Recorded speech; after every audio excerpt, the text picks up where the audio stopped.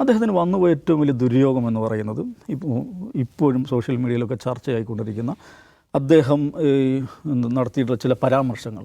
ഇപ്പം കേരളം 20 വർഷം കൊണ്ട് ഇസ്ലാമിക രാജ്യമാകാൻ പോകുന്നു എന്ന തരത്തിലുള്ള പരാമർശം, മലപ്പുറത്തെ കോപ്പിയടിയുമായി ബന്ധപ്പെട്ട പരാമർശം. അപ്പോൾ അദ്ദേഹം ഒരു ഇസ്ലാമോഫോബായിരുന്നു, അദ്ദേഹം ഒരു മുസ്ലിം വിരുദ്ധനായിരുന്നു എന്നുള്ള നിലക്കുള്ള പ്രചാരണം, അത് അദ്ദേഹത്തിൻ്റെ ഒരു ദുര്യോഗമായിട്ടാണ് ഞാൻ കാണുന്നത്.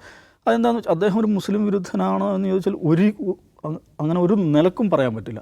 പക്ഷെ അതേസമയം അദ്ദേഹത്തിൻ്റെ ചില പ്രസ്താവനകൾ, ഇപ്പോൾ ഈ പറയുന്ന 20 വർഷം കൊണ്ട് ഇസ്ലാമിക രാജ്യമാകാൻ പോകുന്നു, അത് പാർട്ടി വിശദീകരിക്കുന്നതിന് പാർട്ടി പ്രവർത്തകർ, ഇപ്പോൾ പാർട്ടിയുമായി ബന്ധപ്പെട്ട ആളുകൾ ഇപ്പോൾ വിശദീകരിക്കുന്നത് NDF-നെ അല്ലെങ്കിൽ PFI-യിലേക്ക് ആട്രിബ്യൂട്ട് ചെയ്തുകൊണ്ടാണ്. അപ്പോൾ ഇങ്ങനെ നോക്കൂ, അത് ശരിയായിരിക്കും.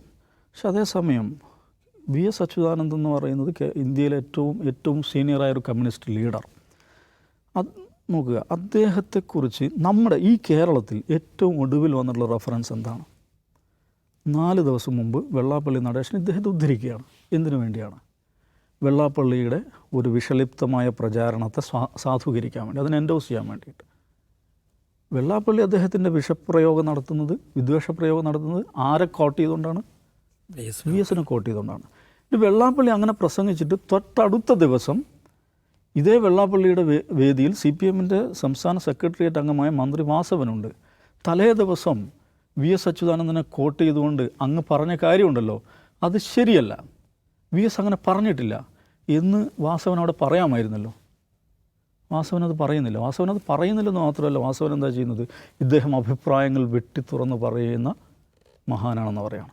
അപ്പോൾ ഇന്ത്യയിലെ വിദ്വേഷ പ്രചാരകർക്ക് VS വിദ്വേഷം ഉദ്ദേശിച്ചിട്ടില്ല, VS മുസ്ലിം വിരുദ്ധനല്ല, അതൊക്കെ ശരി തന്നെ. പക്ഷേ ഇന്ത്യയിലെ വിദ്വേഷ പ്രചാരകർക്ക് ആയുധമാക്കാൻ കഴിയുന്ന ഉരുപ്പടികൾ അദ്ദേഹത്തിൻ്റെ ഭാഗത്തുനിന്നുണ്ടായിട്ടുണ്ട്.